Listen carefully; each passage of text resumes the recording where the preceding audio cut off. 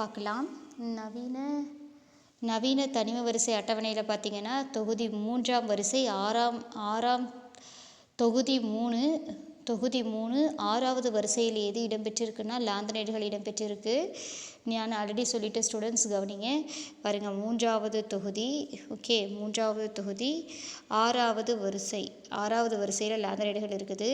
அதுவே 3வது தொகுதி 7வது வரிசையில் ஆக்டினைடுகள் இருக்குது. ஸோ நவீன ஆவர்த்தன அட்டவணையில் பார்த்தீங்கன்னா 3வது தொகுதி 6வது வரிசையில் லாந்தனைடுகள் இடம்பெற்றிருக்கு ஸ்டூடெண்ட்ஸ். 6ஆம் தொடர், ஓகே, 6ஆம் தொடரில் லாந்தனைடுக்கு பிறகு எலக்ட்ரான்கள் 4f உள்கூட்டில் சேருது ஸ்டூடெண்ட்ஸ். ஸோ 6வது தொடரில் லாந்தனத்துக்கு பிறகு எலக்ட்ரான்கள் எந்த கூட்டில் சேருதுன்னா லாந்தனத்தை தவிர மற்ற தனிமங்களுக்கெல்லாம் எலக்ட்ரான்கள் 4f உள்கூட்டில் சேர்க்கப்படுது. இந்த லாந்தனத்தை தொடர்ந்து வரும் 14 தனிமங்களும் எப்படி இருக்கும்னா ஒரே மாதிரியான வேதிப்பண்புகளை பெற்றிருக்கும் ஸ்டூடெண்ட்ஸ். பாருங்கள், இந்த சீரியத்திலிருந்து லுட்டீஷியம் வரைக்கும் சொல்லியிருக்காங்க. சீரியத்திலிருந்து லுட்டீஷியம் வரை இருக்கக்கூடிய 14 தனிமங்களும் ஒரே மாதிரி வேதிப்பண்புகளை பெற்றிருக்கும் ஸ்டூடெண்ட்ஸ். ஸோ அதனால் இந்த தனிமங்கள் எல்லாம் ஒரே தொகுதியாக தனிம வரிசை அட்டவணையில் கீழ்ப்புறத்தில் தனியாக இடம் கொடுத்துருக்குறாங்க. இது போலவே ஆக்னியடு தொடரும் இருக்குது. 14 தனிமங்கள் இருக்குது. ஸோ தோரியத்திலிருந்து லாரான்சியம் வரைக்கும் இருக்குது. 3வது தொகுதி 7வது வரிசையில் இடம்பெற்றிருக்கு ஸ்டூடெண்ட்ஸ். 14 தனிமங்களும் இயற்பியல் மற்றும் வேதிப்பண்புகளில் ஒத்து காணப்படுது.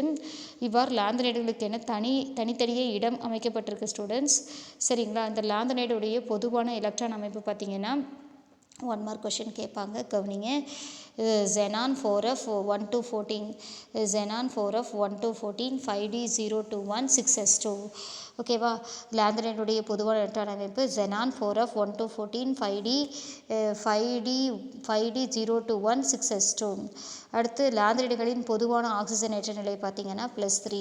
இந்த சேர்மங்கள் எல்லாமே பார்த்தீங்கன்னா ஒத்த இயற்பியல் மற்றும் வேதிப்பண்புகளை கொண்டிருக்கும்.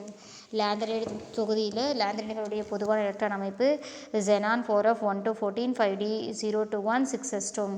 இதனுடைய ஆக்சிஜன் ஏற்ற நிலை பார்த்தீங்கன்னா +3. அனைத்து சேர்மங்களும் எப்படி இருக்குன்னா ஒத்த இயற்பியல் மற்றும் வேதியியல் பண்புகளை பெற்றிருக்கும். ஓகேவா? எஸ், இது important 3 point students. So lanthanide தனிமங்களை லாந்தனத்தை தொடர்ந்து 4d வரிசைக்கு கீழே இடம்பெற செய்யும் நிலையில் அவைகளின் பண்புகள் அத்தொகுதியில் இடம்பெறும் மற்ற டி தொகுதி தனிமங்களின் பண்புகளில் இருந்து பெரிதும் வேறுபடுது ஸ்டூடெண்ட்ஸ். ஸோ பெரிதும் வேறுபட்டிருக்கிறதுனால தான் தனி வரிசை அட்டவணையில் ஒழுங்கான அமைப்பு குலைவுறுதுன்னு சொல்கிறாங்க. இப்போ இது 3வது தொகுதி 6வது வரிசையில் இருக்குதுன்னா 14 தனிமங்கள் ஓகே. அதுக்கப்புறம் இருக்கிற ஹாஃபினியம், டாக்டனம், டங்ஸ்டன், ரெஹீலியம், ஆஸ்மியம், இங்கே இருக்குது பார்த்தீங்களா, இது வரைக்கும் இருக்குது இல்லையா, osmium, iridium, platinum, mercury, gold. இதுக்கப்புறம் இருக்கக்கூடிய மற்ற தனிமங்களுடைய பண்புகளோடு இது என்ன பண்ணலை, ஒத்து போகலை. ஸோ ஒத்து போகாதனால இது இடைநிலை தனிமங்களின் வரிசையில் இல்லாமல் கீழே கொண்டு போய் வச்சுட்டாங்க. அது இடைநிலை தனிமங்களுக்கு உள்ளே இருக்குது, ஆனால் அதனுடைய பண்புகளோடு ஒத்து போகாதனால கொண்டு போய் கீழே தனியாக வச்சுட்டாங்க. அதான் அவங்க சொல்லியிருக்காங்க. என்னென்ன சொல்லியிருக்காங்கன்னா 4d வரிசைக்கு கீழே இடம்பெற செய்யும் நிலையில் அவைகளின் பண்புகள் அத்தொகுதியில் இடம்பெறும் மற்ற டி தொகுதி தனிமங்களின் பண்புகள் இருந்து என்ன ஆகுதுன்னா பெரிதும் வேறுபட்டு இருக்குது. அதனால் தனி வரிசை அட்டவணையில் ஒழுங்கான அமைப்பு குலைவுறுதுன்னு சொல்லியிருக்காங்க. சரி, உள் இடைநிலை தனிமங்களுக்கு என படத்தில் ஆவர்த்தன அட்டவணையில் உள்ள இடம் இல்லாமல் கீழே அந்த டி தொகுதிக்குள்ளே கொடுக்காம கீழே தனியாக ஒரு இடத்த ஒதுக்கியிருக்காங்க. ஓகேவா? ஸோ பார்த்திங்கன்னா கீழே தனியாக ஒதுக்கியிருக்கிறது தான் சரி. ஏன்னா பண்புகளில் வேறுபடுறதுனால டி தொகுதி தனிமங்களுடைய பண்புகளில் இருந்து இந்த லாந்தனைடுகளும் ஆக்சினைடுகளும் வேறுபடுறதுனால வெளியில் கொண்டு போய் தனியாக வச்சு அதுக்கு எஃப் தொகுதி தனிமங்கள் உள் இடைநிலை தனிமங்கள்னு பேர் வச்சுட்டாங்க. ஓகேவா ஸ்டூடெண்ட்ஸ்? அடுத்து பார்த்திங்கன்னா லாந்தனைடுகளின் எலக்ட்ரான் அமைப்பு. ஸோ லாந்தனைடுகளுடைய எலக்ட்ரான் அமைப்பு பார்க்கலாம். ரொம்ப இம்பார்ட்டண்ட், கவனிங்க. ஆஃபா தத்துவத்தின்படி எலக்ட்ரான்கள் என்ன ஆகுதுன்னா வெவ்வேறு ஆர்பிட்டாலில் நிரப்பப்படும் போது என்ன ஆகுதுன்னா அவைகளுடைய ஆற்றலின் ஏறு வரிசையில் நிரப்பப்படுது ஸ்டூடெண்ட்ஸ். இந்த விதியின்படி பார்த்திங்கன்னா 5s 5p மற்றும் 6s ஆகிய ஆர்பிட்டால்கள் நிரப்பப்பட்டதுக்கு பின்பு தான் லாந்தனத்தில் இருந்து 4f ஆர்பிட்டாலில் எலக்ட்ரான்கள் நிரப்பப்படுதல் துவங்கணும் ஸ்டூடெண்ட்ஸ். நல்லா கவனிக்கணும். ஆஃபா தத்துவத்தின்படி வெவ்வேறு ஆர்பிட்டாலில் நிரப்பும் போது அவைகளின் ஆர்பிட்டால்களினுடைய ஆற்றலின் ஏறு வரிசையில் என்ன பண்ணுறோன்னா எலக்ட்ரானை நிரப்புகிறோம் ஸ்டூடெண்ட்ஸ். ஸோ இதில் பார்த்திங்கன்னா 5s 5p 6s 5s 5p 6s ஆகிய ஆர்பிட்டால்கள் நிரப்பப்பட்டதுக்கு பின்பு தான் எதை நிரப்பணும் அப்படின்னா லாந்தனத்தில் இருந்து 4f ஆர்பிட்டாலில் எலக்ட்ரான்களை நிரப்பணும். ஓகேவா, நல்லா கவனிக்கணும். 5s நிரப்பி முடிச்சிடணும், 5p நிரப்பி முடிச்சிடணும், அடுத்து 6s நிரப்பி முடிச்சுட்டு தான் 4fக்கு வரணும்னு சொல்கிறாங்க. சரி, இந்த லாந்தனத்தின் எதிர்பார்க்கப்படும் எலக்ட்ரான் அமைப்பு என்ன அப்படின்னா கவனிங்க. எதிர்பார்க்கப்படும் எலக்ட்ரான் அமைப்பு xenon 4f 5d0 6s2. xenon 4f 5d0 6s2ங்கிறது லாந்தனைடுகளுடைய எதிர்பார்க்கப்படும் எலக்ட்ரான் அமைப்பு. பட் உண்மையான எலக்ட்ரான் அமைப்பு பார்த்தீங்க அப்படின்னா xenon 4f0 5d1 6s2. ஓகேவா, சரி பாருங்கள், இது ரெண்டுக்கும் என்ன வித்தியாசம்னு பாருங்கள். இதுலேயும் xenon ஓகே 4f1 5d0 6s2ன்னு சொல்கிறாங்க இதில். பட் இங்கே பார்த்தீங்கன்னா xenon 4f0 5d1 6s2. இப்போ பார்த்தீங்கன்னா இதில் என்ன பண்ணியிருக்காங்க, 5dயை நிரப்பாமல் 6sக்கு அப்புறம் 4fக்கு வந்துட்டு 5dயை காலியாக விட்டுட்டாங்க. பட் இங்கே உண்மையான எலக்ட்ரான் அமைப்பு பார்த்தீங்கன்னா என்ன போட்டிருக்கோம், ஃபஸ்ட்டு 6sஐ நிரப்பிட்டோம், 6sஐ நிரப்பிட்டு அடுத்து எதுக்கு வரும், 6sஐ நிரப்பிட்டு 5dக்கு வரும், 5dக்கு அப்புறம் தான் 4fக்கு வரணும். ஓகேவா, இதுதான் உண்மையான எலக்ட்ரான் அமைப்புன்னு சொல்கிறாங்க. சரியா, லாந்தனைடுகளுடைய எதிர்பார்க்கப்படும் எலக்ட்ரான் அமைப்பு xenon 4f1 5d0 6s2. அதே உண்மையான எலக்ட்ரான் அமைப்பு xenon 4f0 5d1 6s2 students. ஓகேவா, ஸோ இந்த டி தொகுதி தனிமங்களை தான் சார்ந்து அமையுது. பாருங்கள் ஸ்டூடெண்ட்ஸ், எலக்ட்ரான் அமைப்பு பாருங்கள் xenon. நெக்ஸ்ட்டு கவனிங்க, இந்த டி தொகுதி தனிமங்களை சார்ந்து அமையுது. 4f ஆர்பிட்டாலில் நிரப்பப்படுதல் எதுலேருந்து ஆரம்பிக்குதுன்னா சீரியத்தில் துவங்குது. இதனுடைய எலக்ட்ரான் அமைப்பு பார்த்திங்கன்னா xenon 4f. சீரியத்திலிருந்து எலக்ட்ரான் அமைப்பு என்ன வருதுன்னு பாருங்கள். சீரியத்திலிருந்து எலக்ட்ரான் அமைப்பு xenon 4f1 5d1 6s2ன்னு சீரியத்திலிருந்து மற்ற தனிமங்களுக்கு என்ன ஆகுது அப்படின்னா கூடுதல் எலக்ட்ரான்கள் எங்கே போய் நிரப்பப்படுதுன்னா 4f ஆர்பிட்டாலில் தொடர்ச்சியாக நிரப்பப்படுது. ஓகேவா, எஸ் பாருங்கள் ஸ்டூடெண்ட்ஸ், கீழே பாருங்கள்.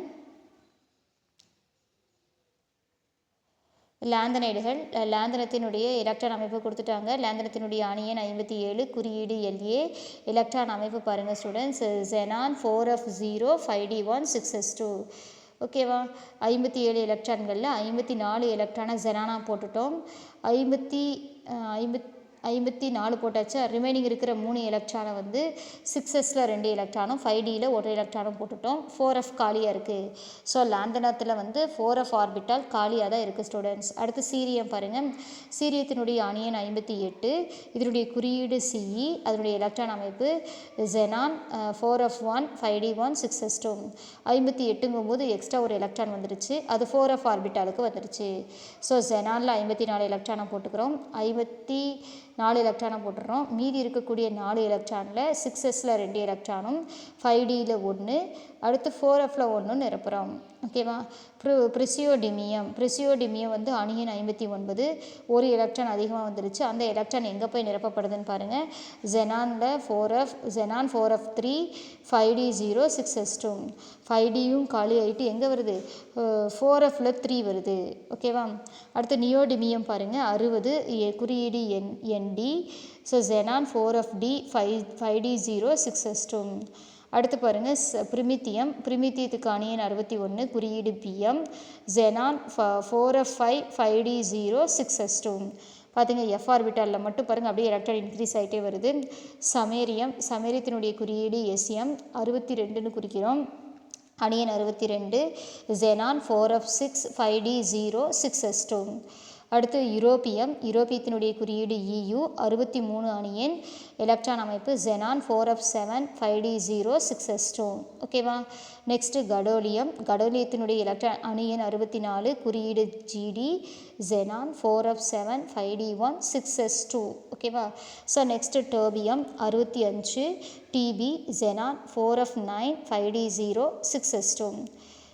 ஓகே, நெக்ஸ்ட் ட்ரைஸ்போசியத்தில் பார்த்தீங்கன்னா அணியன் 66, குறியீடு DY. xenon 4fD 4f10 5d0 6s2. Next ஹால்மியத்தினுடைய இது வந்து ஹால்மியம் ஹால்மியம் 67 குறியீடு அடியன் 67 குறியீடு HO. எலக்ட்ரான் அமைப்பு பாருங்கள் 54 எலக்ட்ரானு ஜெனானோட எலக்ட்ரான் அமைப்பாக போட்டுக்கிறோம். ஸோ 6s 2 எலக்ட்ரானும் 4f 11 எலக்ட்ரான்ஸும் போட்டுக்கிறோம். 5D காலியாக விட்டுடுறோம்.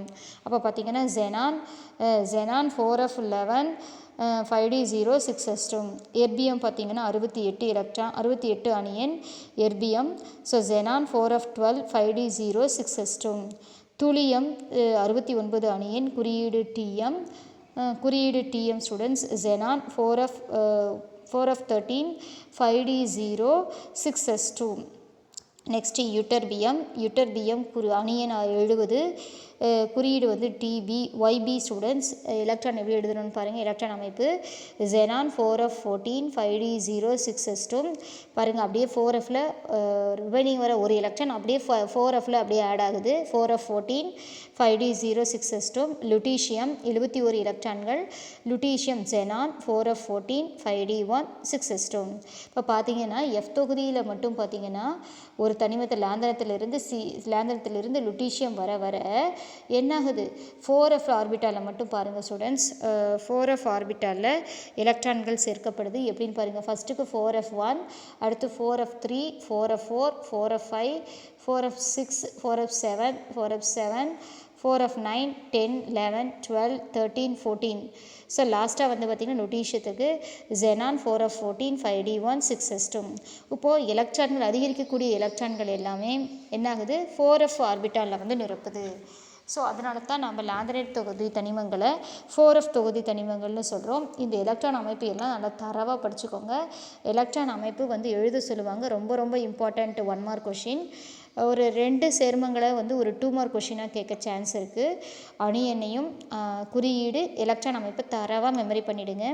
இதில் பார்த்திங்கன்னா கடோலியம் GD, lutetium LU. கடோலியம் GD, lutetium LU இதனுடைய எலக்ட்ரான் ஆகியவற்றினுடைய 4f ஆர்பிட்டால்கள் எப்படி நிரம்பி இருக்குதுன்னா கடோலியத்தில் சரிபாதியும் லுட்டீஷியத்தில் முழுமையாகவும் நிரம்பி இருக்குது இல்லையா. பாருங்கள் 4f ஆர்பிட்டால் பாருங்கள். F ஆர்பிட்டால்னால் 14 எலக்ட்ரான்கள் இருந்தால் முழுவதும் நிரப்பப்பட்டதுன்னு அர்த்தம். ஏன்னா F ஆர்பிட்டால் அப்படின்னா 7 ஆர்பிட்டால் 1 2 3 4 5 6 1 2 3 4 5 6 7. ஓகேவா. இப்போ பாருங்கள் ஒரு எலக்ட்ரான் நிரப்பலாம். 1 2 3 4 5 6 7 இப்படி நிரப்பப்பட்டால் பாதி அளவு நிரப்பப்பட்டதுன்னு அர்த்தம். ஓகே, இதுக்கு பேர் என்ன? பாதி. ஸோ அதுவே வந்து இதில் இப்படி வந்துச்சுன்னு வச்சுக்கோங்களேன். இப்படி பேராக வந்துச்சு அப்படின்னா இப்படி வந்து அது முழுவதும் நிரப்பப்பட்டது. என்னென்னு சொல்லலாம், முழுவதும் நிரப்பப்பட்ட எலக்ட்ரான் அமைப்பு. ஸோ அப்போ வந்து 14 எலக்ட்ரான்கள் வந்தால் முழுவதும் நிரப்பப்பட்டது, 7 எலக்ட்ரான்கள் வந்தால் பாதி அளவு நிரப்பப்பட்டது. கடோலியம் பாருங்கள். கடோலியத்தில் ஜெனான் 4f 7 5D 1 6s 2 இருக்குது. அப்போ எப்படி நிரப்பப்பட்டிருக்கு அப்படின்னு பார்த்தீங்கன்னா இது வந்து எப்படி நிரப்பப்பட்டிருக்கு ஸ்டூடெண்ட்ஸ்? பகுதியளவு நிரப்பப்பட்ட 4f ஆர்பிட்டாலை பெற்றுள்ளது கடோலியம். நல்லா பிங்க் கலரில் போட்டிருக்காங்க பாருங்கள். Xenon 4f 7 5D 1 6s 2. Next lutetium பாருங்கள் ஸ்டூடெண்ட்ஸ். லுட்டீஷியத்தில் ஜெனான் 4f 14 5D 1 6s 2. இதில் 4f ஆர்பிட்டாலில் 14 எலக்ட்ரான்கள் இருக்குது. 14 எலக்ட்ரான்களும் F ஆர்பிட்டாலில் நிரம்பி இருக்குது. ஸோ லுட்டீஷியம் முழுவதும் நிரப்பப்பட்ட எலக்ட்ரான் அமைப்பை பெற்றிருக்குது. ஸோ கடோலியம் சரிபாதியும் லுட்டீஷியம் முழுமையாக நிரப்பப்பட்ட எலக்ட்ரான் அமைப்பு இருக்குது. ஸ்டூடெண்ட்ஸ் கவனிங்க. அது கடோலியம் வந்து சரிபாதியும் லுட்டீஷியம் முழுமையாக நிரப்பப்பட்ட எலக்ட்ரான் அமைப்பு இருக்குது ஸ்டூடெண்ட்ஸ். ஸோ இது மட்டும் இல்லாமல் 5D ஆர்பிட்டாலில் ஒரு எலக்ட்ரான் காணப்படுது. எதில்? லுட்டீஷியத்தில் பாருங்கள். Xenon 4f 14 5D 1 6s 2. இதில் வந்து பார்த்திங்கன்னா லுட்டீஷியத்தில் 5D ஆர்பிட்டாலில் ஒரு எலக்ட்ரான் காணப்படுது. ஓகேவா? சரி, ஓகேவா. 4f வரிசை தொடர் தனிமங்களின், அதனால் நம்ம என்ன பண்ணிடலான்னா இந்த 4f வரிசையில் இருக்கக்கூடிய அனைத்து தனிமங்களின் பொதுவான எலக்ட்ரான் அமைப்பை குறிப்பிட்டு காமிக்கலாம். எப்படின்னு பாருங்கள். Xenon 4f xenon 4f 1 to 14, 5d 0 to 1, 6s2. Lanthanide தொகுதி தனிமங்களின் பொதுவான எலக்ட்ரான் அமைப்பு 4f 1 xenon 4f 1 to 14, 5d 0 to 1, 6s2. So very important one more question students. So கண்டிப்பாக கேட்பாங்க லாந்தனைடு தொகுதி தனிமங்களின் பொதுவான எலக்ட்ரான் அமைப்பு xenon 4f 1 to 14, 5d 0 to 1, 6s2. புரியுதா ஸ்டூடெண்ட்ஸ்? இப்போ நம்ம இதில் ஆக்சிஜன் ஏற்ற நிலைகள் சொல்லியிருக்கோம், பொதுவான எலக்ட்ரான் அமைப்பு சொல்லியிருக்கிறோம், பொதுவான எலக்ட்ரான் அமைப்பு சொல்லியிருக்கோம் ஸ்டூடெண்ட்ஸ். எல்லா தனிமத்துக்கும் எலக்ட்ரான் அமைப்பு இருக்குது. ஸோ எல்லா எலக்ட்ரான் அமைப்பும் தரவாக படிச்சுக்கோங்க, எழுதி பார்த்துக்கோங்க, ஓகேவா? எஸ். அடுத்து இந்த இன்ட்ரடக்ஷனில் இந்த தனிம வரிசை அட்டவணையில் லாந்தனைடுகளின் இடம் அப்படின்னு ஒரு 5 மார்க் கொஷின் இருக்குது. ஸோ ஹெட்டிங்கில் இருந்து லாந்தனைடுகள் மற்றும் ஆக்டினைடுகளின் இடம்னு போட்டு இது வரைக்கும் எழுதுங்க ஸ்டூடெண்ட்ஸ், ஓகேவா? லாந்தனைடுகளின் எலக்ட்ரான் அமைப்பு முடிகிற வரைக்கும் எழுதுங்க. ஸோ தனிவரிசை அட்டவணையில் லாந்தனைடுகளின் இடம் மட்டும் கேட்டாங்கன்னா நான் போட்டிருக்க இதில் இருந்து கீழே எலக்ட்ரான் அமைப்பு முடிகிற வரைக்கும் எழுதணும் ஸ்டூடெண்ட்ஸ். அது ஒரு இம்பார்ட்டன்ட் 5 மார்க் கொஷின் ஸ்டூடெண்ட்ஸ். கவனிங்க, எஃப் தொகுதி தனிமங்கள் உள் இடைநிலை தனிமங்கள் வந்து ஒரு தனி 2 மார்க் கொஷின் ஸ்டூடெண்ட்ஸ். அடுத்து வந்து பார்த்திங்கன்னா குறிப்பு, இந்த குறிப்பும் ஒரு 2 மார்க் கொஷின். ஓகே.